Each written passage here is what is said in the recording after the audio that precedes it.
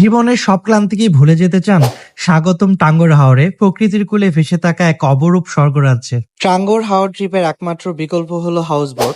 1 মিনিটে দেখে নিন টাঙ্গর হাওরের ভাসমান হাউস বোটগুলোর ফ্যাসিলিটিস কেমন হয়ে থাকে। ঢাকা থেকে আপনারা হানিফ, অ্যানা, মামুন এক্সপ্রেসের অনেক বাস সার্ভিস অ্যাভেলেবেল পেয়ে যাবেন। আপনাকে অবশ্যই টাঙ্গর হাওরের হাউস বোটের বুকিং এর ডেটের সাথে মিলিয়ে আপনাকে টিকিট কাটতে হবে। নন এসি বাসে হাওরের অপরূপ সৌন্দর্য দেখতে দেখতে প্রায় 8 ঘন্টা জার্নি করে চলে আসবেন সুনামগঞ্জে। নন এসি বাসের টিকিট প্রাইস হলো 700 থেকে 800 টাকা, আর এসি বাসের টিকিট প্রাইস হলো 1100 থেকে 1200 টাকার মতো। কিন্তু এসি বাসে আসলে আপনারা সুনামগঞ্জে ঢোকার একটি অপরূপ ভিউ মিস করবেন।